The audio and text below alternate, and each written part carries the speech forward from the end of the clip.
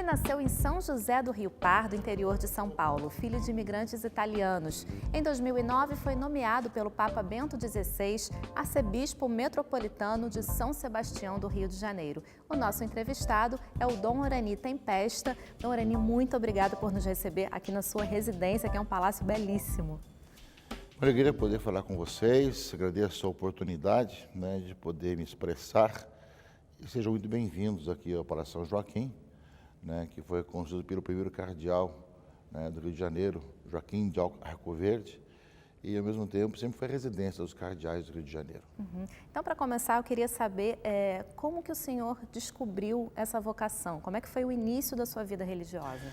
Bom, eu nasci numa cidade que é pequena, uma pequena cidade no interior de São Paulo, e ali, dentro daquilo que faz parte da vida religiosa, da vida católica, eu participei da vida da igreja desde criança, como coroinha, depois como catequista, como alguém que, ao mesmo tempo que estudava e também trabalhava, tinha também toda a frequência na igreja. E ali foi nascendo, justamente aos poucos, essa aproximação. Eu tinha ali no local onde residia uma comunidade religiosa cisterciense, que na época era uma igreja, uma capela, depois tornou-se uma paróquia, e ali com a convivência com os irmãos cistercienses, com a participação nas missas, a participação na catequese, nasceu justamente a vocação sacerdotal e também monástica, e foi ali mesmo que eu entrei para a vida religiosa, a vida sacerdotal, e permaneci até a minha nomeação episcopal. É uma vida que exige muitos sacrifícios, né? Na sua opinião, qual o maior sacrifício? Na verdade, quando você tem o chamado, e é chamado por Deus para aquela vida, aparentemente, para quem olha de fora, pode parecer muito sacrificada, mas para quem está por dentro, na realidade, é um dom, é uma graça de Deus poder vivê-la, Então, as pessoas podem achar que é muito difícil, a questão vem em comunidade, ao mesmo tempo levantar de cedo, ficar rezando várias vezes por dia, trabalhar para o povo, enfim, são várias situações. Mas não pesa para quem é chamado a isso, E a grande alegria de poder se colocar, doar a sua vida para servir aos irmãos e irmãs, tanto na vida de oração, como é o caso da vida monástica, como na vida pastoral, como é o caso da vida do padre também. É claro que problemas existem, sempre existem, e realmente as coisas que existem, quando você tem essa graça de Deus, saberá superá-los também com muita tranquilidade. Já são 8 anos aqui no Rio de Janeiro, O senhor passou também por São Paulo, por Belém, já virou carioca. E ao longo desses 8 anos, aconteceram vários eventos aqui importantes na cidade, a Copa do Mundo, os Jogos Olímpicos, a Jornada Mundial da Juventude. Como é que foi viver intensamente esse período aqui no Rio? Eu, quando fui nomeado bispo, há 20 anos atrás, completo esse mês agora 20 anos da minha nomeação episcopal, fui para São José do Rio Preto, que é também interior de São Paulo, porém eu nasci no leste de São Paulo, Rio Preto fica a oeste de São Paulo, e ali vivi pouco mais de 7 anos e 7 meses. Dali fui nomeado para arcebispo de Belém do Pará, é uma região da Amazônia, e ali é a diocese mais antiga da Amazônia, Belém do Pará, onde fiquei ali quase 5 anos. E dali vim para o Rio de Janeiro, eu já estou aqui há 8 anos, graças a Deus, e com uma vida bastante intensa, evidentemente, cidade com todo o seu potencial, a sua população, a sua cultura, a sua realidade, exige muito mais daquilo que está à frente para essa missão religiosa. E, sem dúvida, além dos eventos que sempre acontecem no Rio de Janeiro, é uma cidade marcada justamente por tantos eventos e ela aglutina muito bem tudo isso. Para nós, igreja, o maior evento foi a Jornada Mundial da Juventude, em 2013, E depois de muitos anos, depois da primeira na Argentina, depois de tantos anos que aconteceu essa segunda jornada na América Latina, que fui aqui no Rio de Janeiro, e dessa vez pela primeira visita do Papa Francisco, inclusive, que ninguém conhecia ainda direito e tudo mais.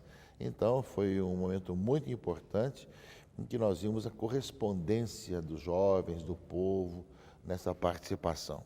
Como eu escrevi ao final da Jornada Mundial da Juventude, quem viu a preparação, quem viu as dificuldades, quem sentiu realmente as questões que foram aparecendo a cada dia, nós vemos como Deus foi atuando, e é Deus quem agiu para realmente que tivesse sido o sucesso que foi. Realmente foi um marco, né? Qual foi o legado que o senhor acha que a jornada deixou para os jovens? A grande questão das jornadas, ela não tem essa preocupação de deixar um legado enquanto tal, embora deixe, não é? A jornada é muito de vivência da fé, do encontro com Cristo, vivência da fé em Deus e junto com o Santo Padre.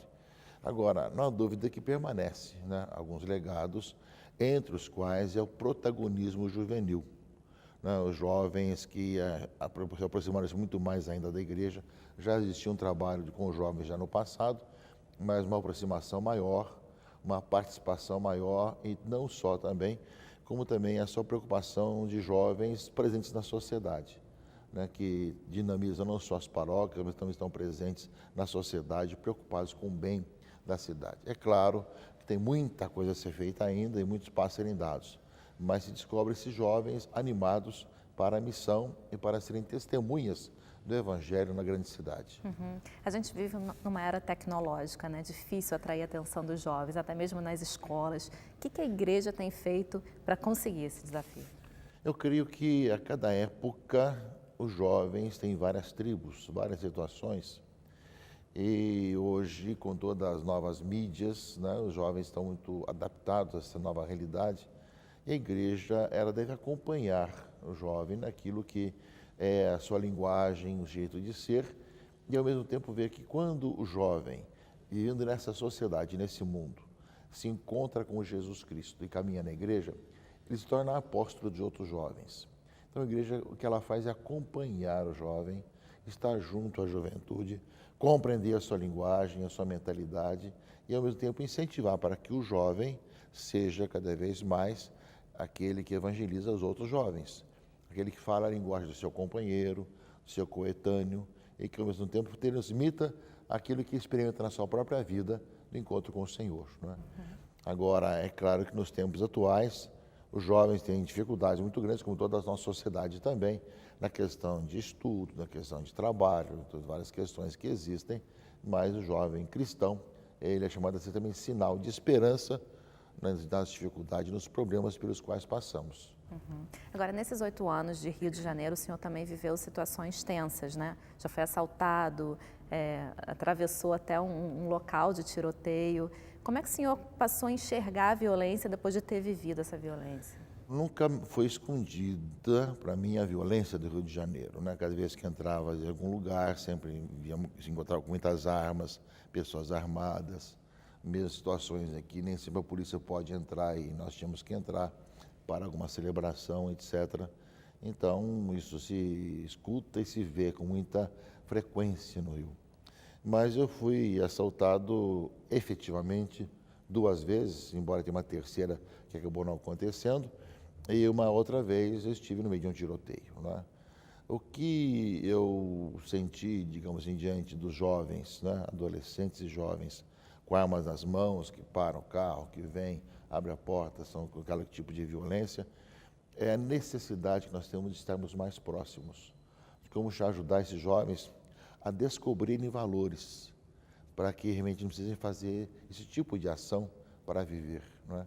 Eu vejo que nós somos uma sociedade muitas vezes doente, né, no mundo cheio de enfermidades, e que temos necessidade de estar próximo de tantos jovens que necessitam de valorizar a própria vida e não viver dessa forma.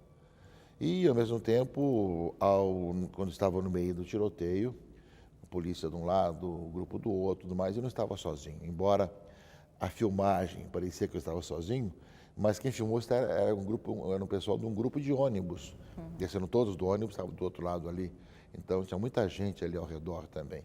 Então, é o passar com as pessoas, justamente o que elas estão passando a cada dia, que também é um absurdo, né? Ou seja, é uma cidade que a qualquer momento você pode estar no meio de um tiroteio. Acho que nós temos que sonhar e, ao mesmo tempo, trabalhar para que realmente todo mundo tenha uma vida com dignidade, tenha realmente uma educação, tenha trabalho, e para que se possa ir e vir sem medo nessa grande cidade, que é muito bonita. E ela pode ser ainda mais bela ainda, quanto mais segurança ela tiver. Agora, o Rio de Janeiro tem um número muito crescente de protestantes evangélicos. O que a igreja está fazendo para também ter uma participação intensa para esses jovens virem para a Igreja Católica? Na realidade, a cidade é muito grande, né? E nós nem sempre tivemos presença em toda a cidade. Embora tenhamos várias capelas além das paróquias, hoje as pessoas, na sua maneira de ser, exigem uma certa personalização, uma proximidade maior, né? E nem sempre nós temos padres suficientes para ter uma presença muito grande em todos os lugares. Então, evidentemente, as pessoas que estão necessitadas de um conselho, de um aconselhamento, passam por algum momento, acabam buscando aquele que é mais próximo. E, ao mesmo tempo, acho que da nossa parte, né, é conviver com o plural, com o pluralismo, seja cristão, seja também de outras religiões, e fazer a nossa parte de educar bem o nosso povo na fé, para que conheça a igreja e a sua doutrina, para que a viva e saiba dialogar com todos, construindo algo melhor, sem proselitismos e sem guerras de religiões, mas ao mesmo tempo sabendo nos respeitar-se mutuamente, respeitando e vivendo bem a sua identidade.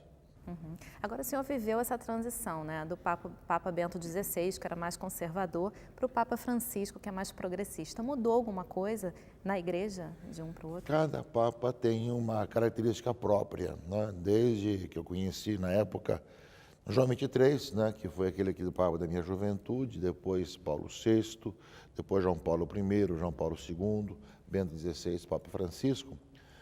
Porque Pio XII, eu nasci nessa época, mas não era muito criança, a gente pouco já tinha essa informação, mas cada um tem uma característica, cada um contribui para a igreja, para o mundo, com o seu jeito de ser, não é? Uhum. Papa Bento XVI é um professor intelectual, não é? Alguém pesquisador, teólogo, um dos maiores teólogos da atualidade, não é? Então a maneira de ser, evidente, é mais tímida, e ao mesmo tempo de grande pensador que sabe as razões últimas das coisas.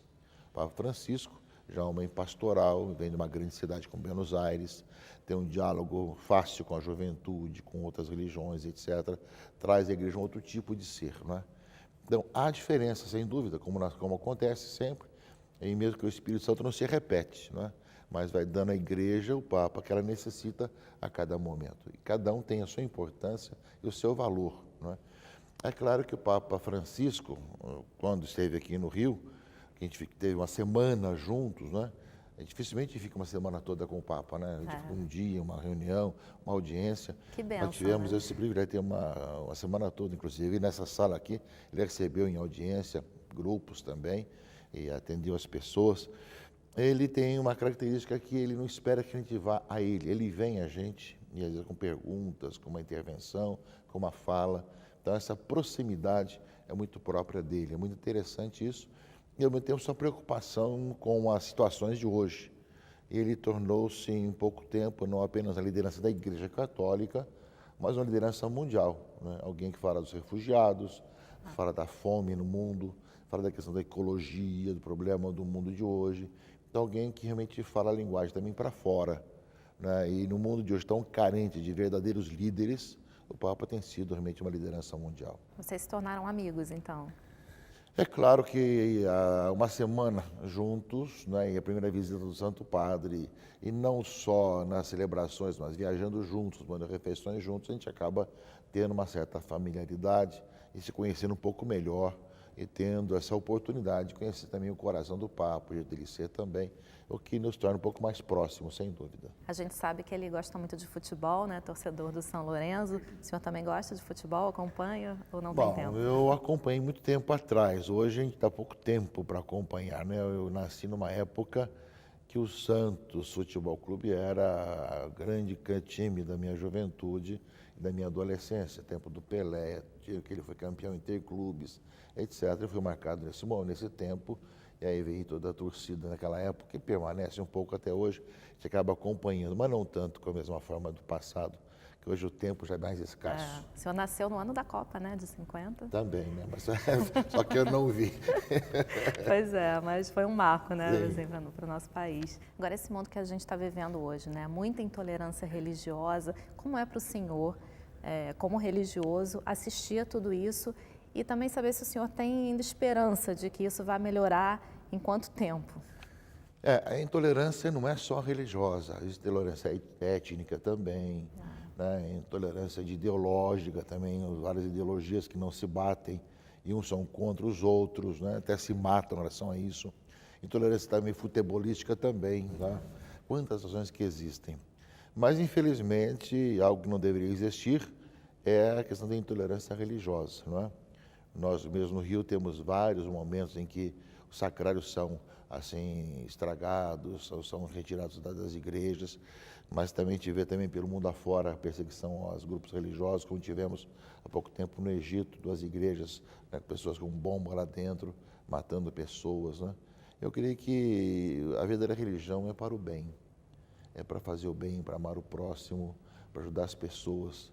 E mesmo aqueles que nasceram depois de Cristo, tudo mais, tiveram outro tipo de ideia religiosa, sempre quando é que eu falo com Deus e busco a Deus, eu devo buscar o irmão e fazer o bem ao outro. Acho que na religião não pode pregar o ódio contra o outro, contra as pessoas. Deve pregar ódio contra o mal, contra o pecado, para nos fazer o mal. Mas nunca fazer a outra pessoa, por não ser da mesma religião, da mesma ideia, eu devo matá-lo ou ter um ódio contra a pessoa, não deixar que aquela pessoa tenha seus direitos, ou então compartilhe de alguma coisa assim, ou rejeitar a sua presença ao nosso lado, né?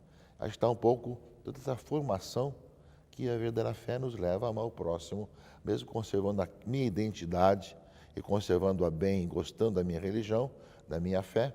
No entanto, sou capaz de dialogar com o outro e ver o que a gente pode construir juntos para o bem da sociedade. Está um mundo muito difícil realmente, né? Mas o senhor acha que todos esses problemas que a gente vem enfrentando, o mundo vem enfrentando, também pode contribuir para que as pessoas procurem mais a igreja justamente como um alento, como uma forma de ter esperança para o futuro?